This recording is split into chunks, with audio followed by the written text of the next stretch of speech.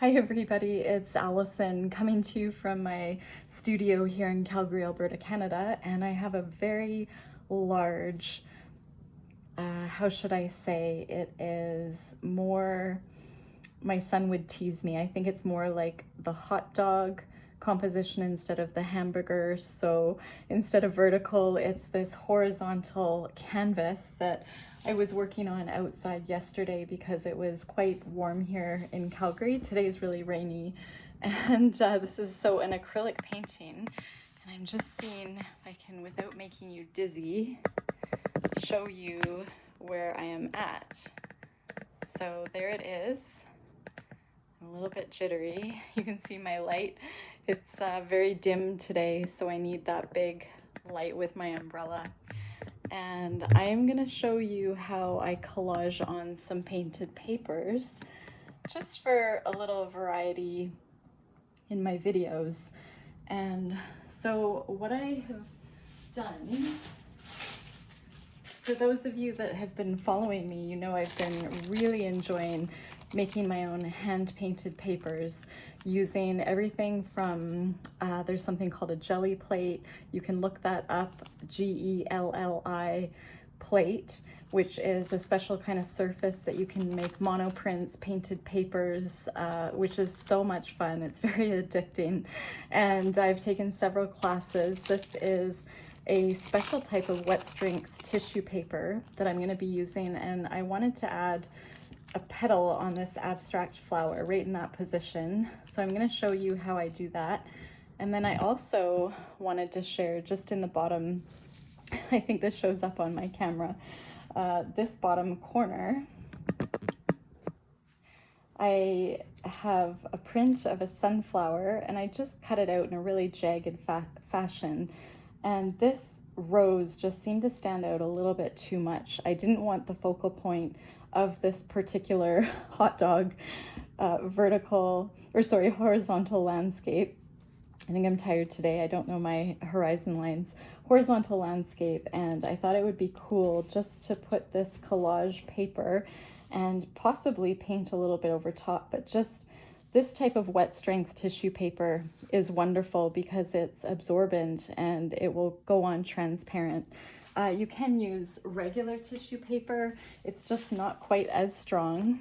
You can use like medical exam paper, mulberry paper. There's lots of different papers.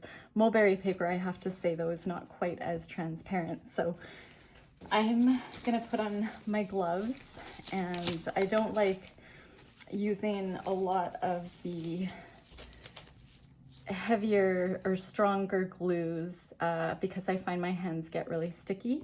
What I'm going to use is just what I have available, which is golden gloss glazing liquid. And I wouldn't say this is the best for what I'm using because it will have a glossy finish, but when you watch what I'm doing, you'll see that I kind of wipe it off as I smooth it out. And what I like to use is just something like an old clothing tag or something that's not quite as sturdy as a hotel or a gift card. That might be a little too hard on a canvas, but something that has a little bit of a give.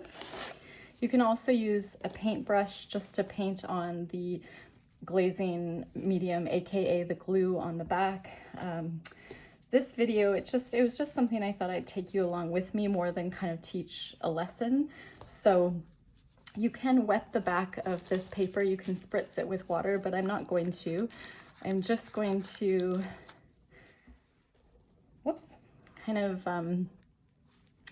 I just put quite a bit of glazing medium on, way more than I need.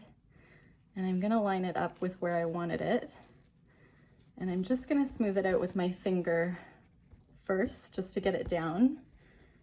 And then I'm gonna take my flexible card, and I'm gonna have quite a bit come out the sides, and I'm gonna pick it up and then lift up the edges that might need a bit more.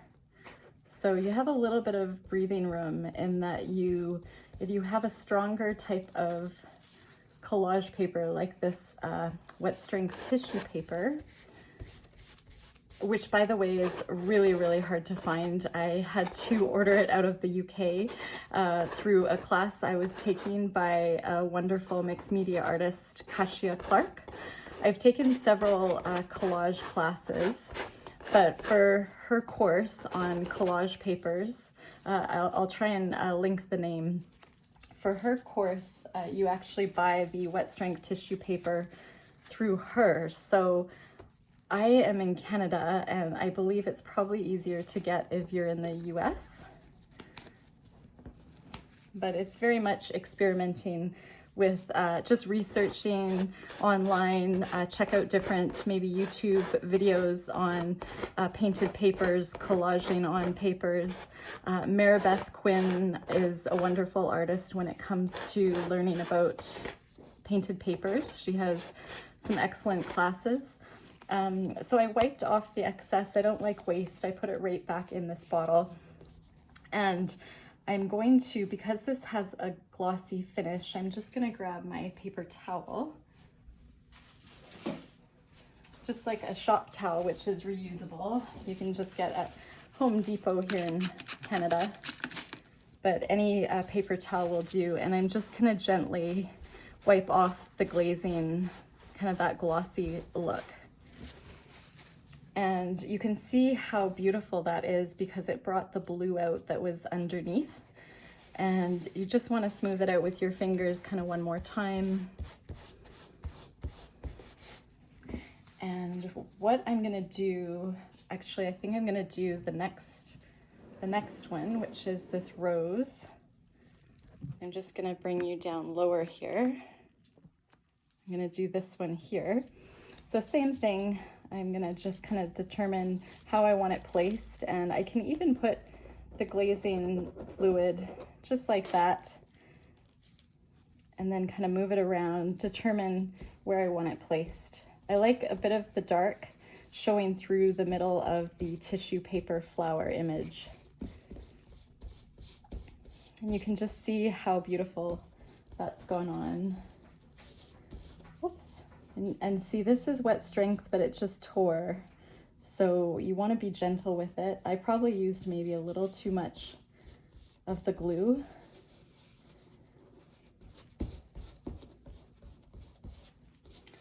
And I'll use my card. And I don't put these collaged on papers in too many areas of my painting, but I love to kind of leave a bit of guesswork to people that may be looking at my painting. I love the magic of art where you look at a piece and, you know, if you're not an artist, or if you are an artist and you're just starting out or just learning, I still love that idea of magic, that someone might look at a painting and say, wow, how did they do that? That's so interesting. There's ways of kind of camouflaging and hiding the edges of the paper. There's different techniques you can use for that. You can go over top with acrylic paint again. You can blend it out. You can use water soluble or permanent like pencil crayons or paint pens and bring out the pattern that was on the tissue paper that you put on. But I kind of like some of the look of the paper. So again, I'm just gonna spritz onto my shop towel and just wipe off any glossiness. So that way it's more of a matte finish. And then I have the choice when I'm coming time to varnish my painting, I can decide what I want to use. So again, this is called, this one, you don't need anything expensive like a Liquitex matte medium, any kind of glue that's meant for like holding paper to acrylic is great. You just kind of have to read about the products, go to the website. But this gloss glazing liquid was one that I had picked up as a technique through Maribeth Quinn. She likes this, I believe it's this one or something very similar. It's like a satin glaze, and it's used for many things like extending your paint, increasing the transparency of your paint. You can add it to fluid acrylics, such as, you know, these fluid inks.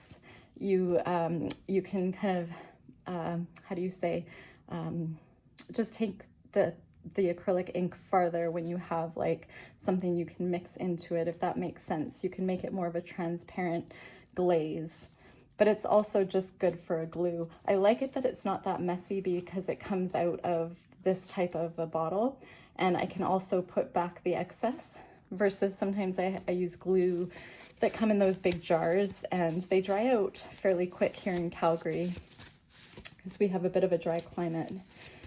So I'm gonna just put some of my supplies aside for a second. And one thing I wanted to do is use a little bit of acrylic ink on this painting. So I'm gonna just spritz.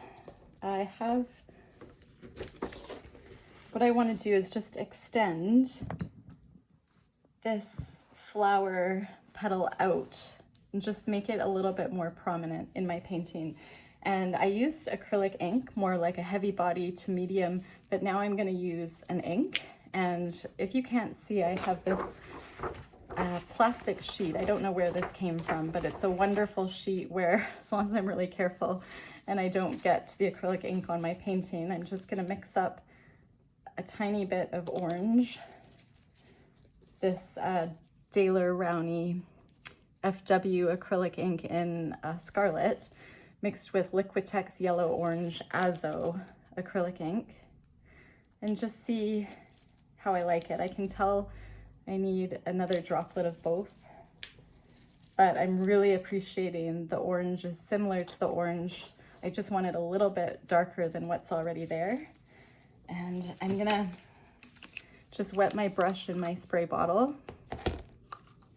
Acrylic ink is very hard on brushes, so I use a Crayola dollar store brush, this round brush. You want to wash your brush straight away, so I will have to do that while I'm on video here, otherwise I won't be able to use the brush again. So I dab off the water, I just used my apron, and I'm just gonna mix and see how I like that color. I think I might add just a tiny bit more of Scarlet. And so this is a permanent ink. It's like an acrylic paint, but it's fluid, and it's a really fun way to, so I'm gonna just go over that painted paper. And don't you just love the transparency of, you can kind of see what's going on underneath. And maybe just bringing down a little bit of that color over that petal here, just so it looks like it's meant to be together. So I'm just gonna expand that out. And I sort of wanted this to be the focal point of my painting, and I am going to do a little bit over here on this petal. This is a very abstract painting, and just brighten up kind of that right hand side. I'm gonna leave this, probably leave that color, and I kind of step back. I might just bring this out a little bit more, and I could add a tiny bit more of just Scarlet,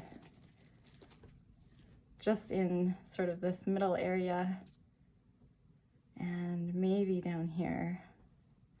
And I can use like an orange permanent pencil crayon to pull that together. And you know, I might just brighten up this side a little bit now. Let's just see. I'm backing up.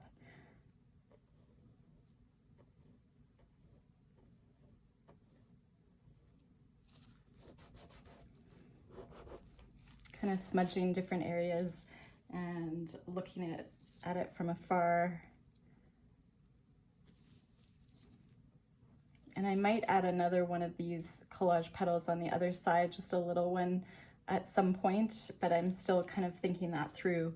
So I can let this dry, and the beauty is you can layer with these acrylic inks, so I can go back over and brighten them up. So these acrylic inks are wonderful over top of already there acrylic paint, and you can get the transparency coming through, which is just so beautiful.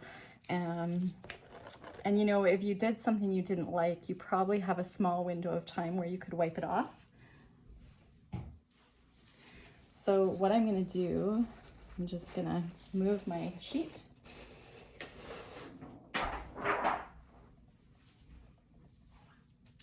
And if I had,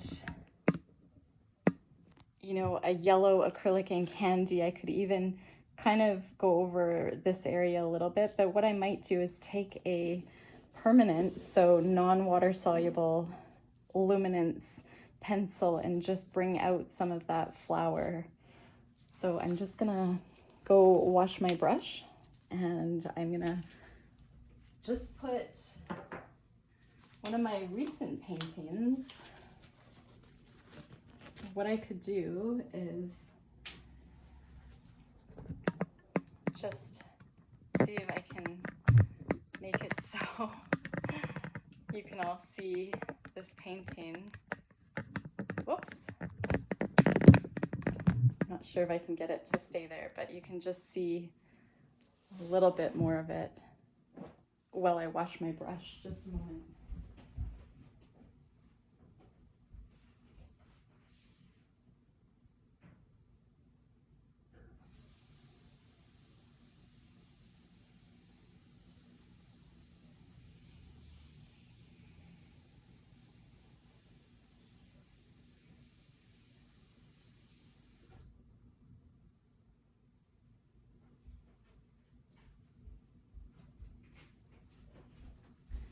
Okay, I'm gonna just put my brush down and I'll show you what else I have been working on. What did I want to say? I think that's about it. So yeah, I'm just gonna put this up in my living room so I can take all of it in. It's quite big. I'm just wondering what measurement this would be, but I'm gonna just move it and we'll move on to our next little source of inspiration.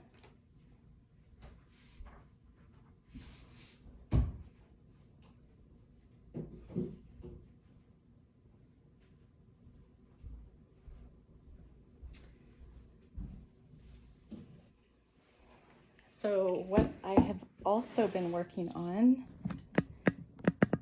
I'm gonna just move my tripod.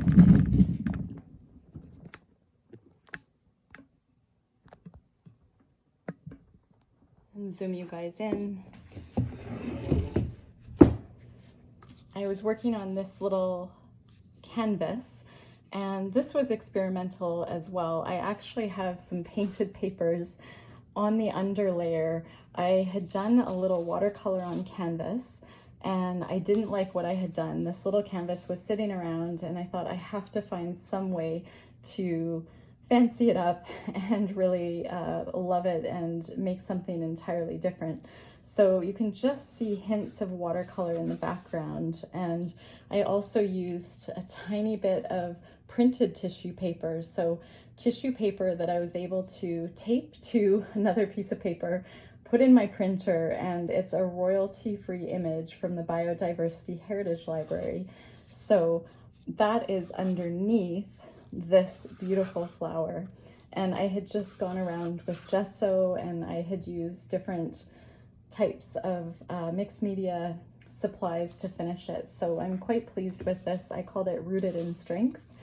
I love that there's a bit of a sheen. I still have to use my Dorland's wax medium on top of this. And I'm just gonna see if I can bring you guys, I guess this is pretty close. Another one I was working on today. So speaking of kind of finding magic in techniques, I was really pleased to try and pull together techniques I've learned over the past year and put them into this painting. I'm working on sort of a little canvas series. I believe these are about 8 inches square.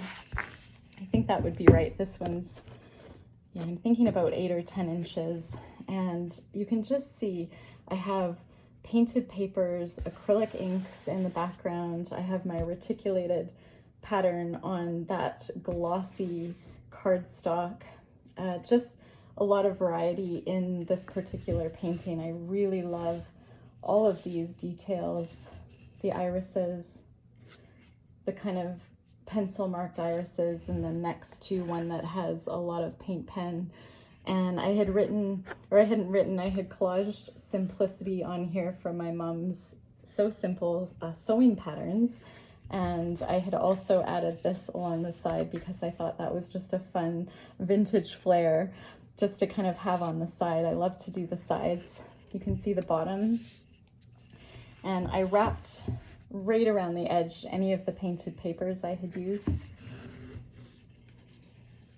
And I love turquoise. I just feel like I could jump into this particular turquoise acrylic ink, and it's something I don't even remember the recipe, but I used just different greens and blue, different brands of acrylic inks, and just mixed my own, and it turned out quite well. So I think I might maybe add more words to this, I'm not sure, but I am really close to finishing this piece. And this one as well,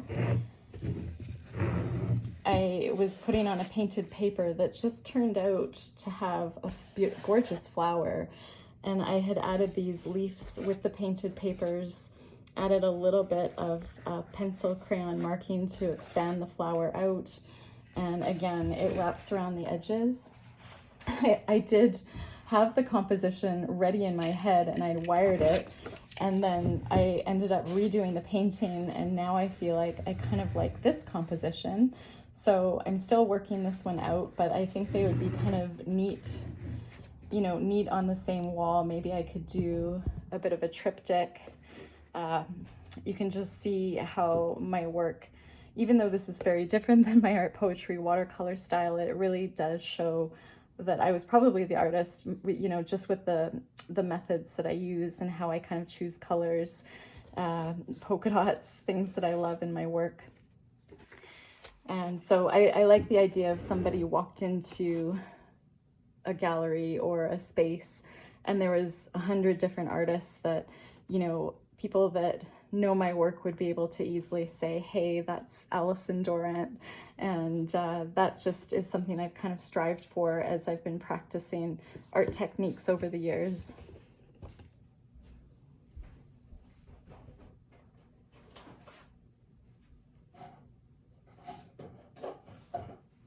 And then I can show some other ones I've been working on.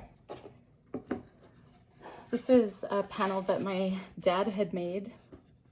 Beautiful, beautiful round wood panel, a cradled panel, and I tried to do the watercolor ground directly on the wood. So this is the Daniel Smith titanium white absorbent ground. So instead of gesso, I put on this ground as to do watercolor on top. So I was using my Beam paints. I think that's their classic gold. They have some really beautiful metallics, beautiful golds.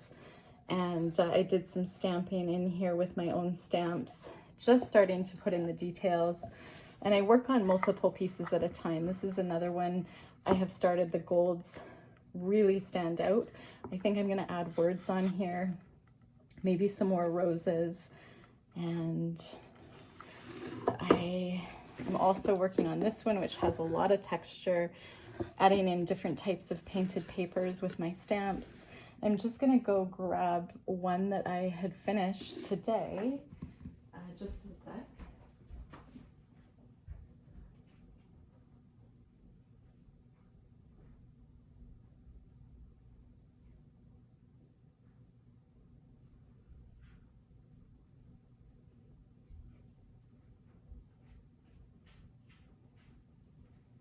Okay, well, I finished a couple today, almost finished. So this one,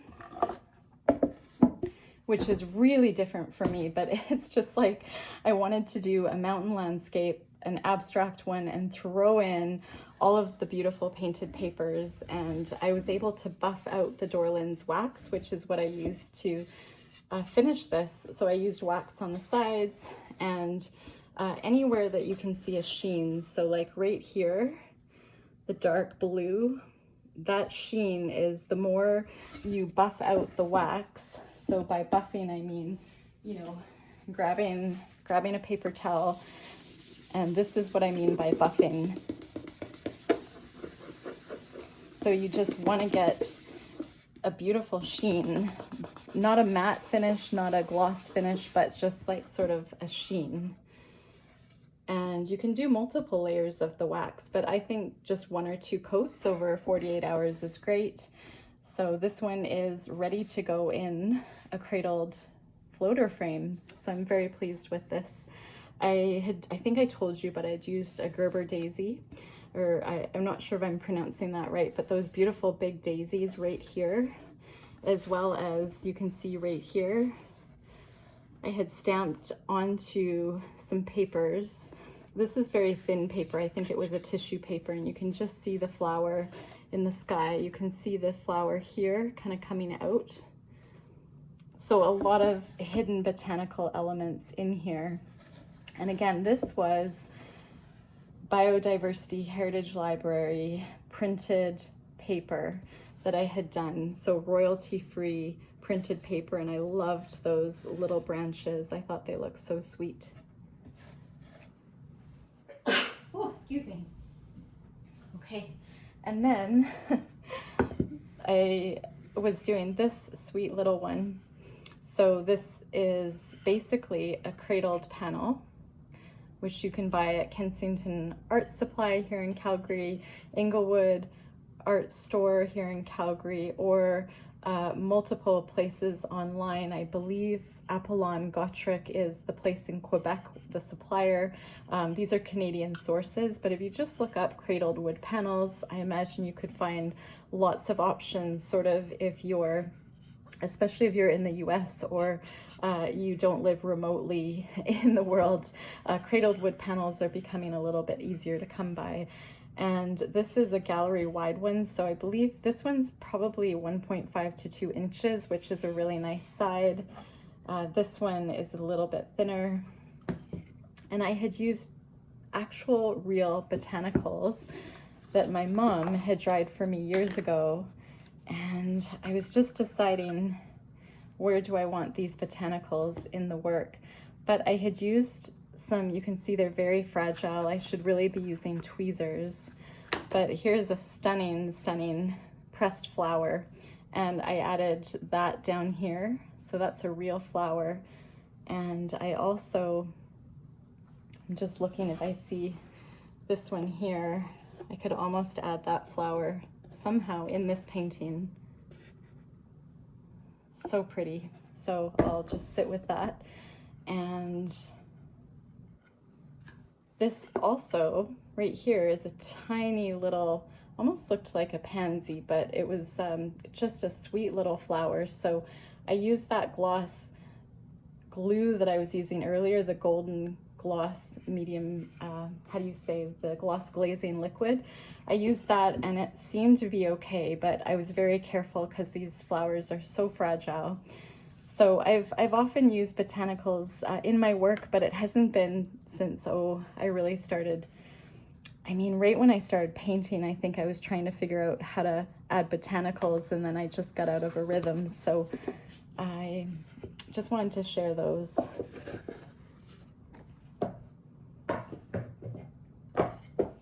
And I thought what we could do is maybe I would pull a card from my art deck.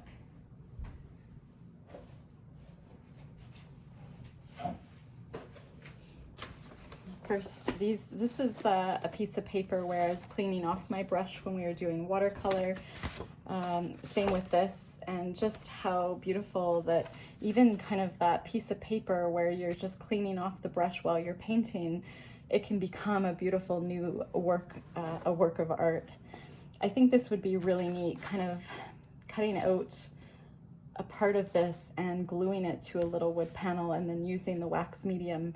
So I think maybe I'll do something like that soon because I don't have enough projects on the go. And as far as my art poetry deck, oh, here's another little one I had started. So I painted the edges, cradled wood panel. It looks like 4 by 6 inches. That would be my guess. And I used a turquoise fluid acrylic by Golden. And then I did the Daniel Smith Absorbant ground in titanium white. And so what I've done here is added this hummingbird and flower just as a starting point, a jumping off point, and trying to figure out how I want to bring this composition together. I really wish I had done 2 coats of the absorbent ground. I think I had just run out, so you can see some of the painted edge there coming through. But what I can do is at this point, make sure I have all the watercolor down, and then I could go over with white gesso just around my hummingbird and around the flower, and then I can use whatever medium I want that's not water soluble, so acrylic paint.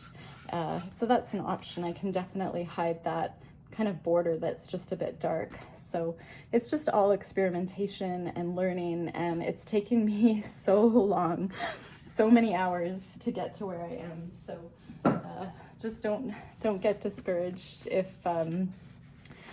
if you're watching and you feel like, you know, you're sitting with, you know, in the company of unfinished paintings and you're meeting resistance and frustration. Trust me, I have been there before.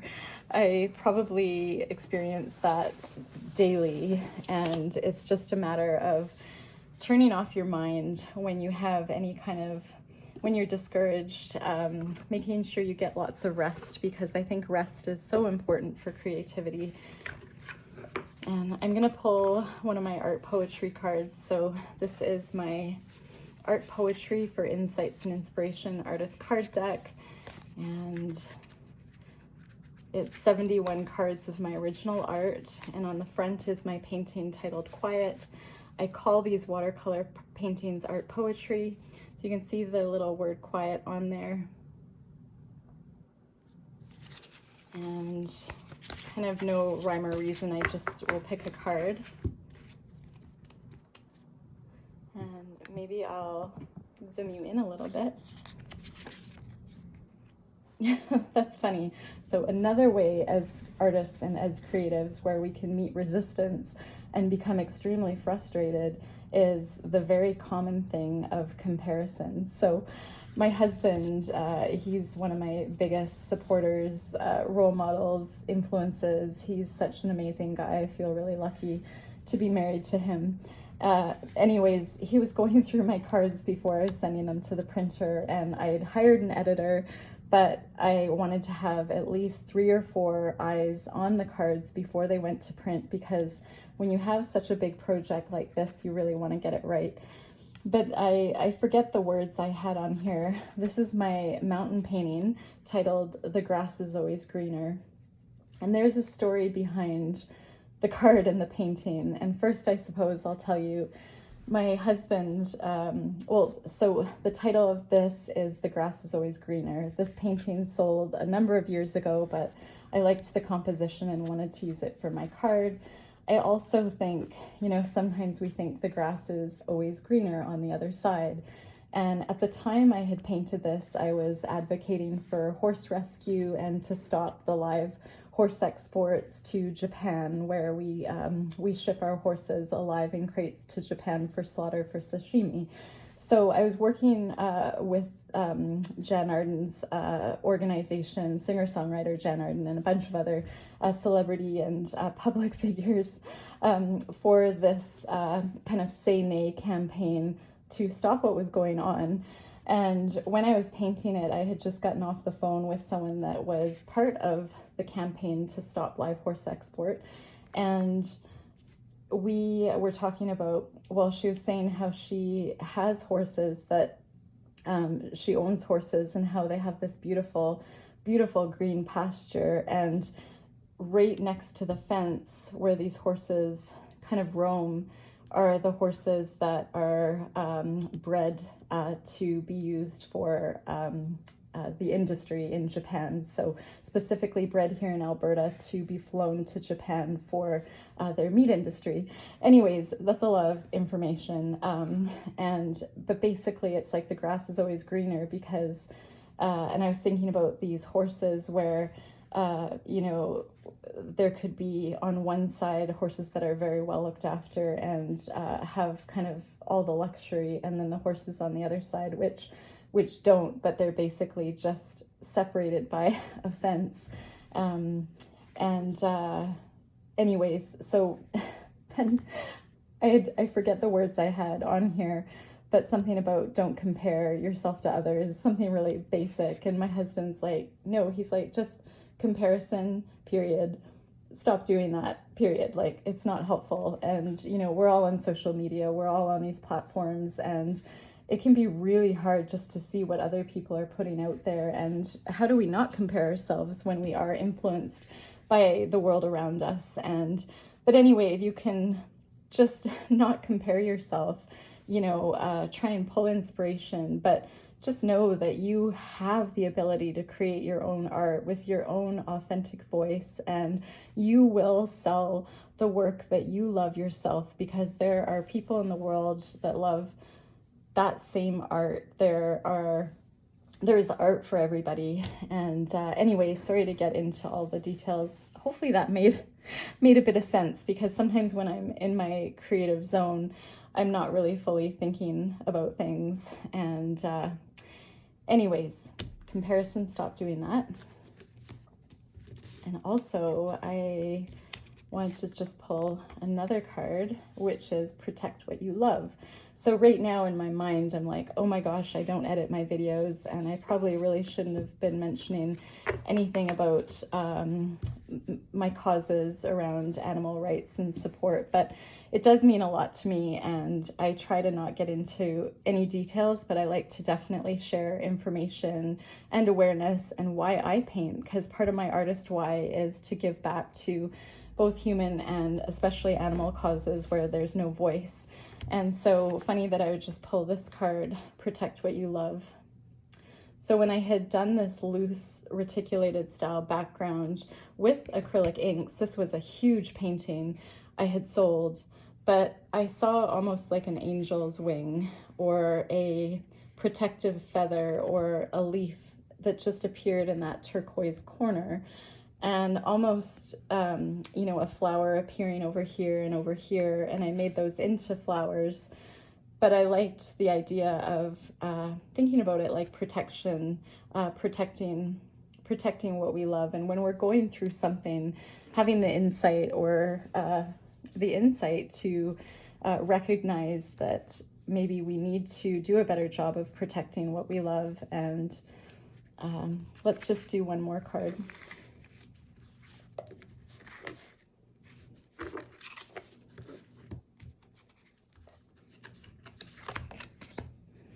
And this one, it's funny because I see how the colors, I almost wonder if I did these the same day,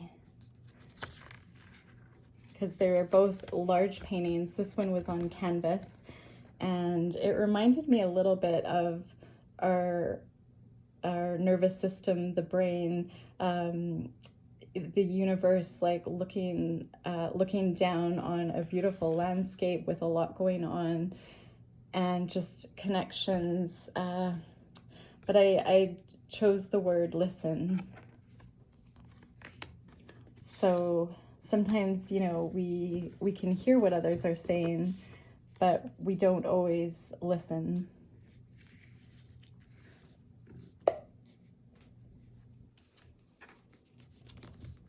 So that is sort of maybe where I'll leave off today. I'm just trying to decide how I feel. I think it's been just about 40 minutes, and so, you know, the more I look at this painting now, I feel like that flower was meant to be there. So, whoops, there's my timer. Just a moment, please.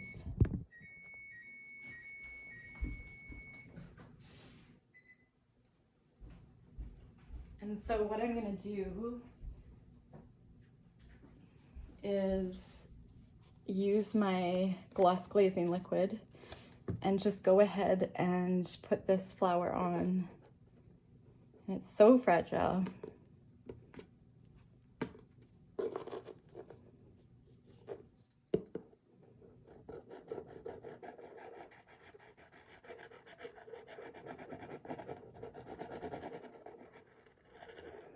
We'll see if we can kind of, whoops.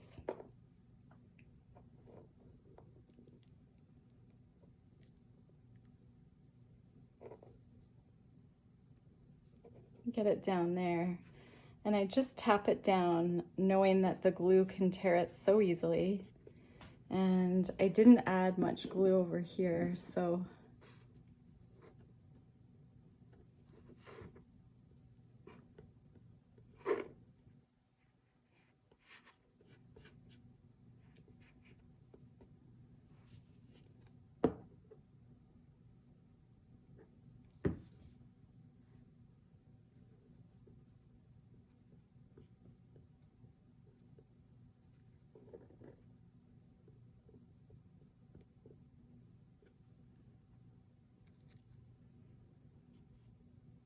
wow, it's so fragile, but that's okay because I can kind of get it down.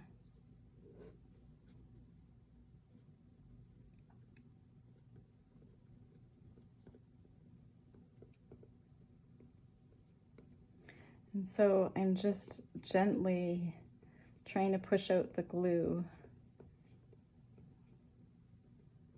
And it's okay if some of the gloss medium goes on top. We can always worry about that after.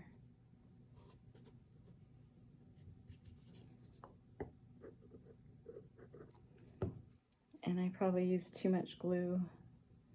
But that doesn't, whoops, that doesn't matter.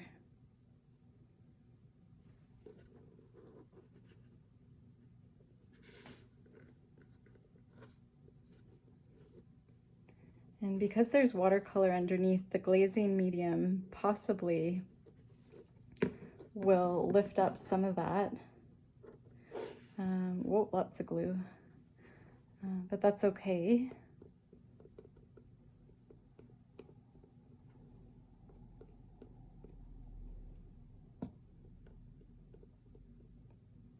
And the center of the flower is very sturdy, the dried flower, so I'm just gonna push down on that and maybe add a little bit more of the glue on top. I imagine that these are so fragile and thin that some of that glue might just go in. You can see the sheen. So at this point, what I could do, making sure everything is glued down, I'm gonna take a brush, maybe,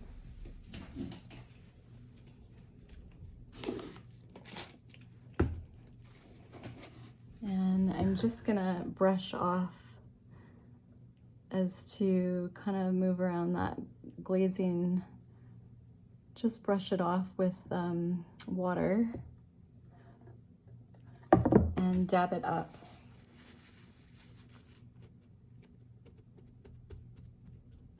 So you can still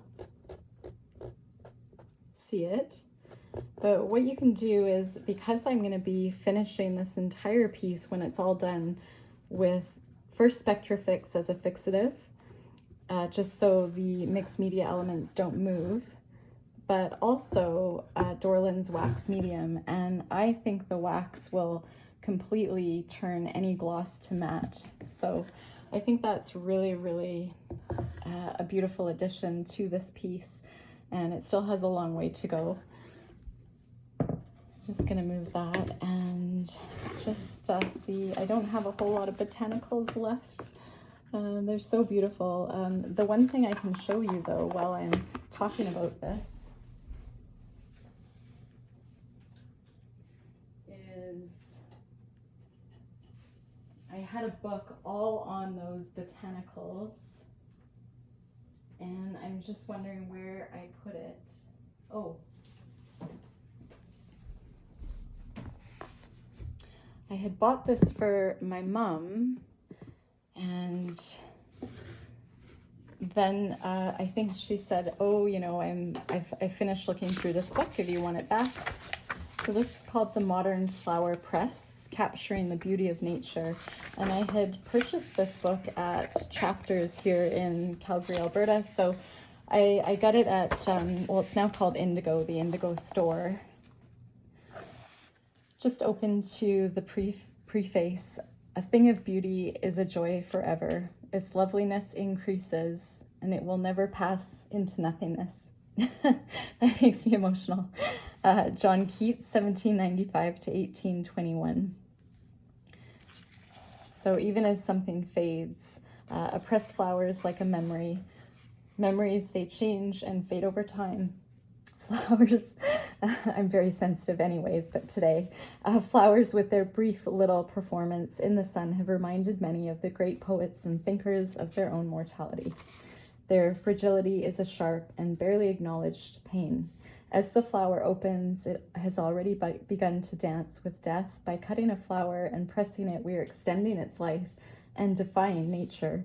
We have in some way helped them to escape their inevitable fate. Okay, that makes me emotional just reading it because it's so beautiful. And I just feel really lucky to have some of these stunning pressed flowers for my work. And I want to try and preserve them as best I can. So I see that this book talks a little bit about mulberry, which is neat.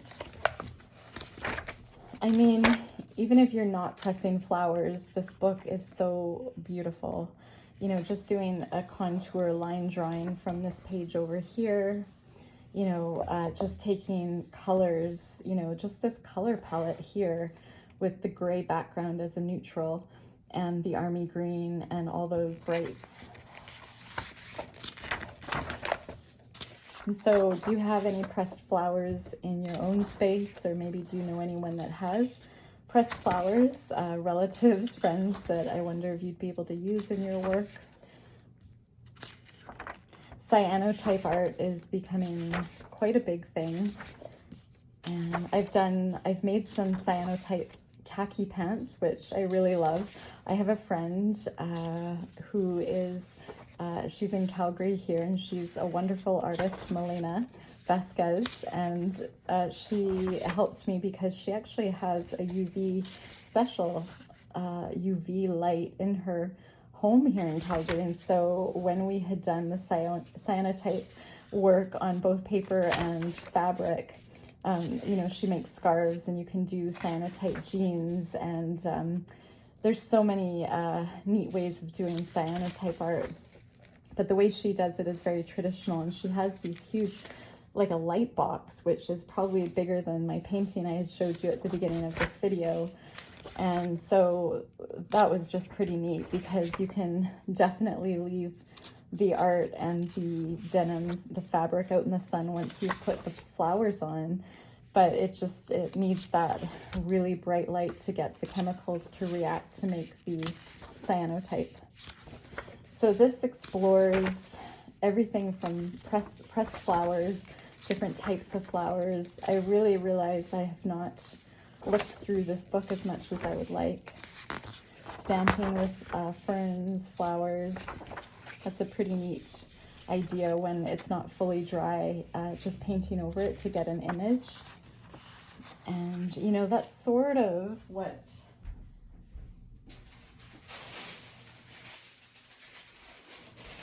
like what I was doing with my collage paper. So the wet strength tissue paper, I was using a Gelli plate, but you can see these huge leaves.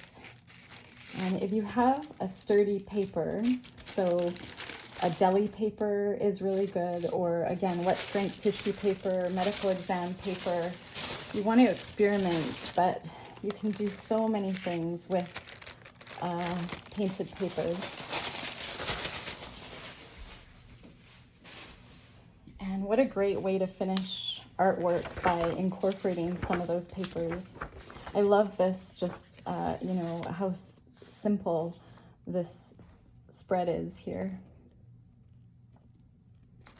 So much white space around the beauty of the flower. That would be a really nice wallpaper. So really, really beautiful.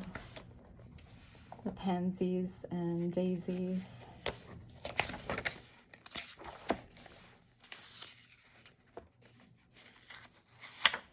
The more you cut cosmos flowers, the more they reward you with blooms. There's a beautiful anemone. I love that blue. Like matches my apron from my Aunt Lynn. Thank you, Aunt Lynn.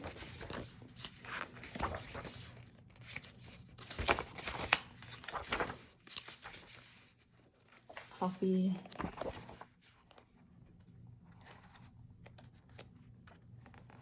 The iris, that's really neat to see the iris flattened like that.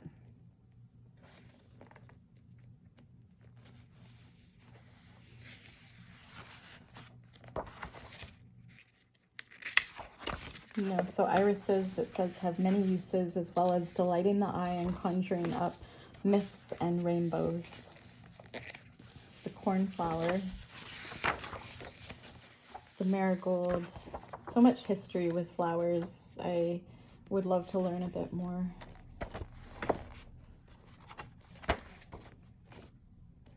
So much history in this book. Oh, there's cyanotype printing. The process of mixing up the solutions and, you know, using it on paper, making that background with the solution, then putting on the composition where you want the florals, and then pressing it between glass to flatten it, getting it out into the sun. And this is the outcome of cyanotype art. So this would be on paper, I believe. So really a beautiful book if you feel you'd like to get into pressing flowers or cyanotype art, and just if you enjoy reading about the history of flowers.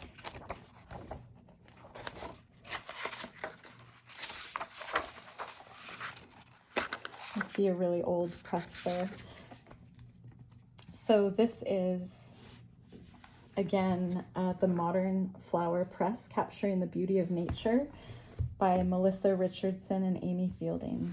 So I will link that, and I am going to leave it there. Thank you so much for watching my videos. I hope to hang out with you soon. Okay, take care.